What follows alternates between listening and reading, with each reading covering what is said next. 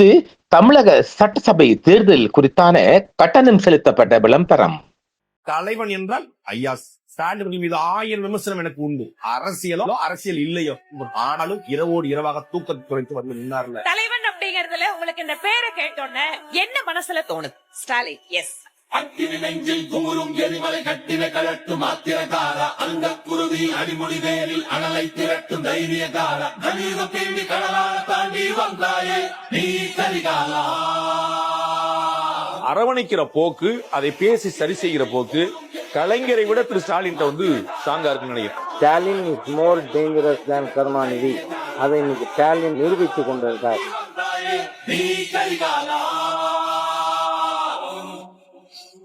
கலியுகம் தேடி கடலால தாண்டி வந்தாயே நீ கரிகாலா.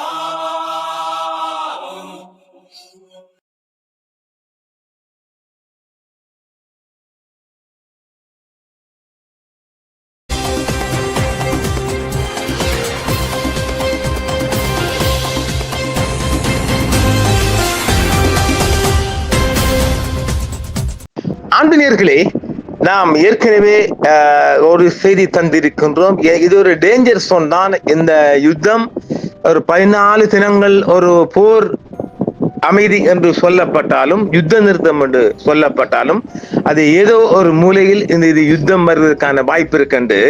இப்பொழுது இலங்கையில் நள்ளிரவு 11 மணி கடந்து புதன்கிழமை இரவு இந்த செய்தி அவசரமாக உங்களுக்கு தருகின்றோம். லெபனான் மீதான இஸ்ரேலிய தாக்குதலுக்கு பதிலடியாக ஈரான் ஹார்முஸ் ஜலசந்தியை மூடியுள்ளது. இதுதான் இப்பொழுது அவசரமாக இலங்கை நேரப்படி நள்ளிரவு தான் இனி 11 மணிக்கு இந்த ரெக்கார்டிங் தருகின்றேன். இப்பொழுது ஈரான் உடனடியாக ஹார்முஸ் ஜலசந்தியை துறந்து 12 மணி நேரம் கூட ஆகல. இவன் மொஷாட்காரனுக்கு அவனுக்கு ரத்தம் தான் குடிக்கணும், அவனுக்கு வேற வழியே கிடையாது. இந்த மெண்டல் ரத்தம் குடிக்க ஆசைப்படாட்டி நான் தூண்டப்பட்டான் மெண்டல். ஆனா இப்பொழுது சின்ன சாத்தானி லெபனான்ல கொலைப்பட்டான். இப்ப இவன் விடுவானா தாடிக்காரன்? இந்த மூடிட்டு போட்டு யுத்தத்துக்கு தயாராகுது. மீண்டும் பதட்டம் அதிகரித்து இருக்கின்றது.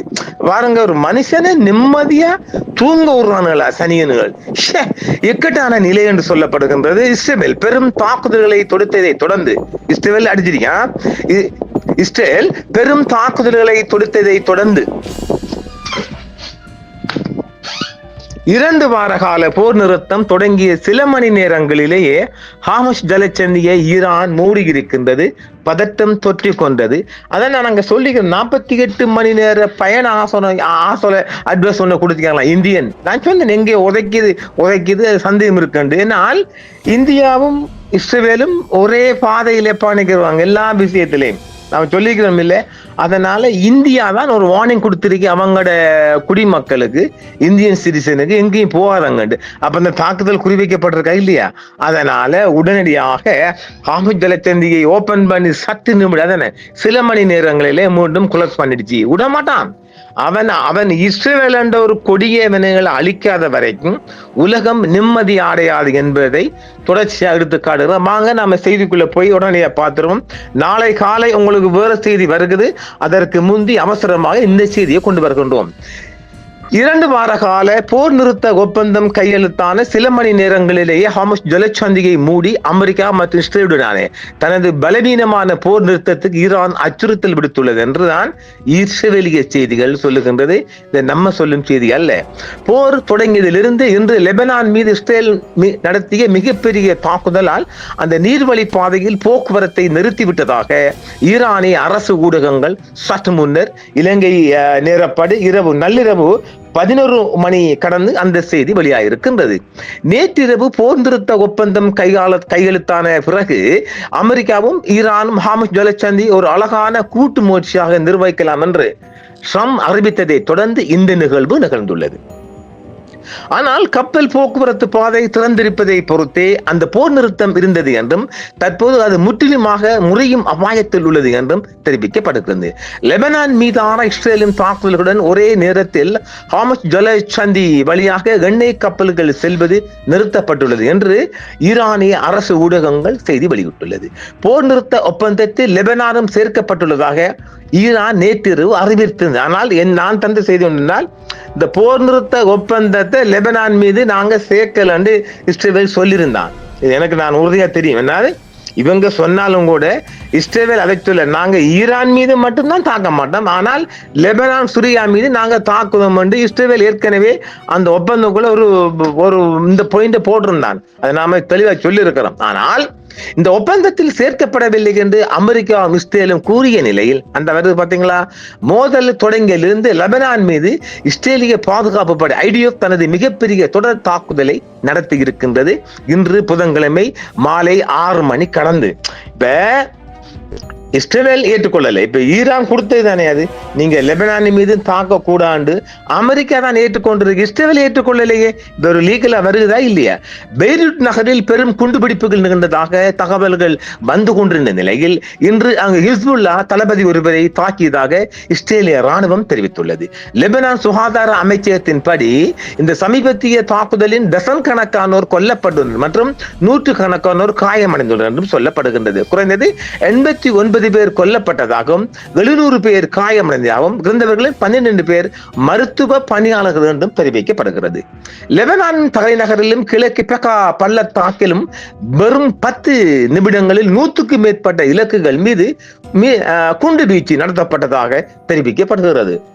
IDF பாருங்க, 10 நிமிடத்துக்குள்ள 100 குண்டு தாக்குதல் என்று சொன்னால் உலகம் தாங்குமா, மனுஷன் தாங்குவானா?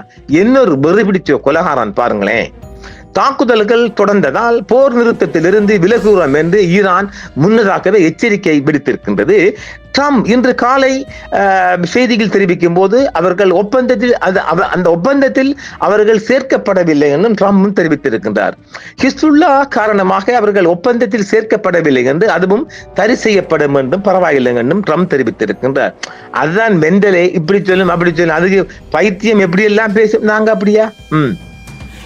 சமாதான பேச்சுவார்த்தைகள் தொடரும் வரை லெபனான் மீதான தாக்குதல் இஸ்ரேல் நிறுத்தும் என்று வெள்ளை மாளிகையின் மூத்த அதிகாரி ஒருவர் நேற்று தெரிவித்திருந்த வேளைதான் இந்த தாக்குதல் நடைபெற்று இருக்கின்றது. அது ஒரு தனிப்பட்ட மோதல் சொல்றாங்களாம் வெள்ளை மாளிகை. நல்லா பார்த்துக்கணுமா? டபுளா சமாதான பேச்சுவார்த்தைகள் தொடரும் வரை லெபனான் மீதான தாக்குதலை இஸ்ரேல் நிறுத்தும் என்று வெள்ளை மாளிகை சொல்லி இருக்குதான். போர் நிறுத்த பேச்சுவார்த்தைக்கு உதவியாக பாகிஸ்தான் பிரதமரிடம் லெபனான் மீது குண்டு வீசுவதை நிறுத்துவது நீண்ட கால ஒப்பந்தத்திற்கான செயல்படக்கூடிய அடிப்படை என்று ட்ரம்ப் நேற்று குறிப்பிட்ட 10 அம்ச திட்டத்தில் ஒரு முக்கிய நிபந்தனை என்றும் ஈரான் சொல்லுகிறது. இன்று காலை 2 எண்ணெய் கப்பல்களை ஜலச்சந்தி வழியாக செல்ல அனுமதித்துள்ளது ஈரான். ஆனால் பின்னர் அப்பகுதியில் உள்ள அனைத்து கப்பல்களுக்கும் IRGC தளபதிகளிடமிருந்து ஒரு அச்சுறுத்தல் வானொலி செய்தி வந்திருக்கின்றது. அதில் அந்த முரட்டு நாட்டின், அது யார் சொல்றாங்க? பிரிட்டிஷ் தான் சொல்றாங்க. அந்த முரட்டு நாட்டின் உத்தரவுகளை மீறும் எந்த கப்பல்களும் குறிவைக்கப்பட்டு அழிக்கப்படும் என்று கூறப்படுகிறது. அந்த ஒளிபரப்பில் கூறப்பட்டதாவது ஹார்முஸ் ஜலச்சந்தியை கடப்பது தொடர்ந்து மூடப்பட்டுள்ளது என்று, மேலும் அந்த ஜலச்சந்தி வழியாக பயணம் செய்வதற்கு IRGC இடம் அனுமதி பெற வேண்டும் என்றும் தெரிவிக்கப்பட்டிருந்தது. கடலுக்குள் பயணிக்க முயற்சிக்கும் எந்த ஒரு கப்பலும் குறிவைக்கப்படும், அளிக்கப்படும் என்றும் ஈரான் சொல்லுகின்றது. முக்கியமான வர்த்தக பாதையை மீண்டும் திறக்கவும், மத்திய கிழக்கில் போரை நிறுத்தவும் வழிவகுக்கும் 10 அம்ச திட்டம் குறித்து கடைசி நேரத்தில் பேச்சுவார்த்தை நடத்த அமெரிக்க அதிபர் ஒப்புக்கொண்டார்.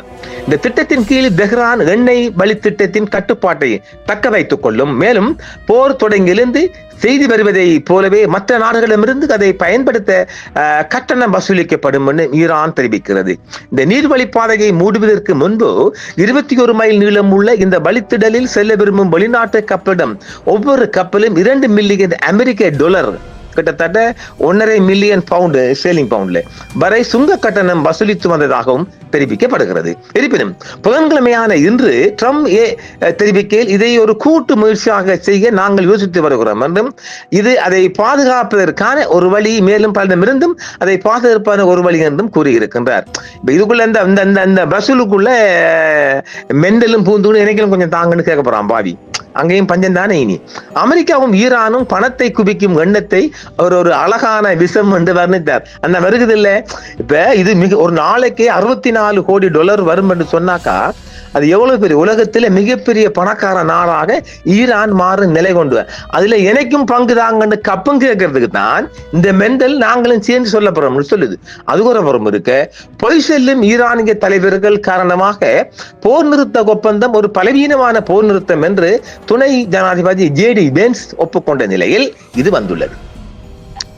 பலவீனமடைந்த ஈரானின் கடற்படை அனுமதியின்றி எல்லையை கடக்க முயன்றால் வெளிநாட்டு கப்பல்கள் அழிக்கப்படும் என்று ஏற்கனவே எச்சரித்துள்ளது. இந்த ஆவேசமான எச்சரிக்கை வானொலி மூலம் கப்பல்களுக்கு ஒளிபரப்பப்பட்டதாகவும் வால் ஸ்ட்ரீட் ஜேர்னல் தெரிவித்துள்ளது. போர் நிறுத்த ஒப்பந்தம் கொள்ளப்பட்ட சில மணி நேரங்களுக்கு பிறகு பாரசீக வளைகுடாவில் உள்ள லவான் எண்ணெய் சுத்திகரிப்பு நிலையத்தை குறைந்தது 4 அமெரிக்க இஸ்ரேலிய தாக்குதல்கள் குறிவைத்து தாக்கப்பட்டதாகவும் ஈரான் தெரிவிக்கின்றது. நாம் அந்த செய்தியை கொடுத்துட்டோம் இல்ல, லவான் தீவில தாக்கியிருக்காங்க. அவங்க அந்த ஆயில் ரிஃபைனரி சென்டரை 2 நாட்களும் தாக்கியிருக்காங்க.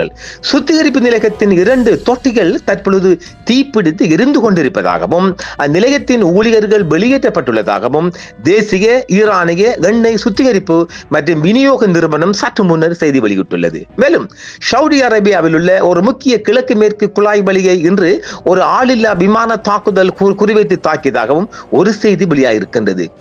நிரந்தர போர் நிறுத்தம் குறித்த அமைதி பேச்சுவார்த்தைகள் இந்த வாரம் தொடங்க உள்ள நிலையில் இதில் இரு தரப்பினரும் ஒருவருக்கொருவர் கருத்துக்களை கேட்க ஒப்புக்கொண்டனர் என்றும் மற்றவர்களின் கோரிக்கைகள் செவ்வாயன்று நேற்றே ட்ரம்புக்கு தெஹ்ரான் விதித்த இறுதி காலக்கெடு முடிவடைவதற்கு சரியாக 90 நிமிடங்களுக்கு முன்பு இந்த அமைதி பிரகடனம் வெளியாகிருக்கின்றது. அப்போது அவர் அந்த அரபு நாட்டை முற்றிலுமாக அழிப்பதாக சூளுரைத்திருந்தார். போர் நிறுத்த வார்த்தைகளில் பங்கேற்காத போதிலும் மத்திய கிழக்கு நெருக்கடியை தீர்ப்பதற்கான இங்கிலாந்தின் ராஜதந்திர முயற்சியை ஷர்கைர் ஸ்டாமர் ஆதரித்து பேசியிருக்கின்றார். ஆக இது பெரிய யுத்தமாகத்தான் போகும். இதேவேளை ஹாமஸ் ஜலச்சந்தியை மீண்டும் திறப்பதற்கான முயற்சிகளுக்கு பின்னால் ராஜதந்திர மற்றும் அரசியல் நம்பிக்கையை உருவாக்க விரும்புவதாகவும் அவர் கூறியிருக்கின்றார். ஆனால் இன்னும் செய்ய வேண்டிய பணிகள் நிறைய உள்ளன என்றும் அவர் தெரிவித்திருக்கின்றார். அமெரிக்க பாதுகாப்பு செயலர் பீட் ஹெக்ஸெட் இன்று இந்த போர் நிறுத்தம் உண்மையான அமைதிக்கும் ஒரு உண்மையான ஒப்பந்தத்திற்கும் ஒரு வாய்ப்பை வழங்குகிறது என்றும் அவரும் தெரிவித்திருக்கின்றார். பென்டகன் பத்திரிகையாளர் சந்திப்பின் போது ஆபரேஷன் எபிக் ஃபியூரியை ஒரு முழுமையான இராணுவ வெற்றி என்று மெண்டல் சொல்லுது. பார்க்கலாம். ஆனால் தயாராக இருங்கள் என்று துருப்புக்கிடம் கூறிய அவர் சண்டையின் முடிவு ஒரு தற்காலிக இடைநிறுத்தமாக மட்டுமே இருக்கலாம் என்று எச்சரிக்குது. அப்ப இன்னும் 2 பக்கம் முடியலே. இப்ப 2 பேருக்கும் நம்பிக்கை இல்லாம எதுக்குடா அந்த பேச்சுவார்த்தை? இப்ப உடையும் என்று நீ ராணுவத்தை ரெடி ஆக்குறாய். அப்ப உனக்கிட்ட ஒரு தூய்மையான பேச்சுவார்த்தை இல்லை. இதைத்தானே ஈரான் சொல்லிச்சு. ஈரான் ஒமான்ல நடந்த பேச்சுவார்த்தை, மஸ்கட் நகரில் நடந்த பேச்சுவார்த்தையின் போது அரக்ஷி அவர்கள் தெரிவித்த கருத்து என்னென்றால், இந்த பேச்சுவார்த்தையில் இஸ்ரேலிய அமெரிக்க அதிகாரிகளிடம் ஒரு உண்மையான ஒரு உண்மை நிலைப்பாடு இல்லை. பொய்யாக ஒரு பாசாங்கு சொல்லிக்கிட்டு ஒரு பேச்சுவார்த்தை என்ற ஒரு போலி நாடகத்தை செய்துகிட்டு எங்க மேல நீங்க தாக்குதல் தொடுக்கிறது சொல்லப்படுது. அப்ப இந்தியா 48 மணி நேர டிராவல் அட்வைஸ் கொடுத்துக்கிறதாலையும் இப்ப இன்னும் தாக்குதல் ஒன்று ஈரானுக்கு இருக்கின்றது. அப்ப நாமளும் இந்த டேஞ்சர் சோனுக்குள்ள கொண்டு வருவோம். ஆக நம்முடைய செய்தியை நாம் ஒரு டேஞ்சர் சோனுக்குள்ள வச்சிருக்கிறோம். அவ்வப்போது இந்த செய்திகளை வழங்கலாம் என்றும். சரி,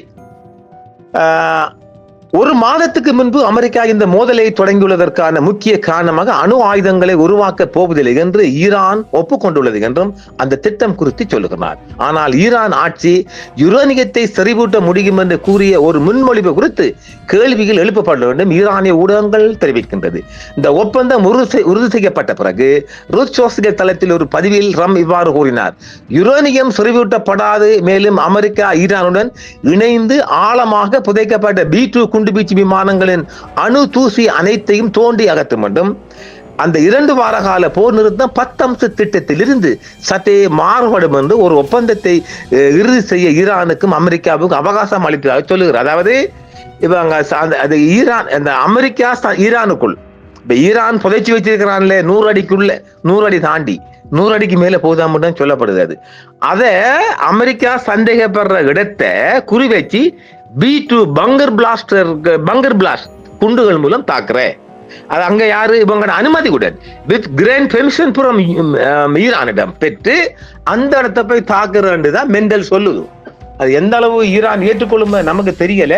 ஈரான் இது அப்படி மெண்டல் சொல்லுது, ஈரான் நாங்க செறிவூட்டுறோம் என்று சொல்லுது. ரெண்டுக்கும் ஒரு வித்தியாசம் இருக்குல்ல, நாம் அதை தொடர்ந்து சொல்லி வரோம் இல்ல. ஆக இந்த 14 நாளுக்கு பிறகும் டேஞ்சர் தான், யுத்தம் தான், சண்டை தான், குண்டு தான் என்று வரக்கூடிய நிலைமை கொண்டு இருக்கின்றது. இன்று இப்பொழுது அவசரமாக இந்த செய்திகள் ஒரு ரெட் லைன் போட்டு உலகம் முழுவதும் உள்ள சர்வதேச ஊடகங்கள் வழியாக வெளியான செய்தியை நாம் இன்று நள்ளிரவு உங்களுக்கு தந்திருக்கின்றோம். மீண்டும் நாளை காலையும் இன்று முழுவதும் ஈரான் தொடர்ச்சியான 25 இடங்களில் தாக்குதல் தொடுத்திருக்கின்றது. அதாவது இஸ்ரேலிய அமெரிக்க இலக்குகள் மீது 25 இலக்குகள் மீது மிகப்பெரிய தாக்குதல் இன்று தொடுத்திருக்கு. அப்ப இது வேஷம் தானே. என்னடா இது ஒரு போர் நிறுத்தம் இல்ல, நாங்க அடிச்சு கொள்றோம் தான் சொல்லப்படுது. அப்படி சொன்ன அமைதி யுத்தம் பண்ணி சொன்னாலும் நாங்க அடிச்சு கொள்றோம், நீங்க தாங்கிக் கொள்ளுங்க, எவ்வளவு அடித்தாலும் தாங்குறான்னு சொல்ற மாதிரி இருக்குது. ஆம் நேயர்களே, மீண்டும் காலையில் சந்திப்போம். நன்றி, வணக்கம். என்றும் உங்களுடன் சன்ரைஸ் இந்தியா டிவி சப்ஸ்கிரைப் பண்ணுங்கள், பெல் பட்டனையும் கிளிக் செய்யுங்கள். உங்கள் ஆதரவே எங்கள் சேவை. ஆதரவு தாருங்கள், அரவணைப்போம். மறக்காம சர்ப்ரைஸ் பண்ணுங்க. தேங்க்யூ.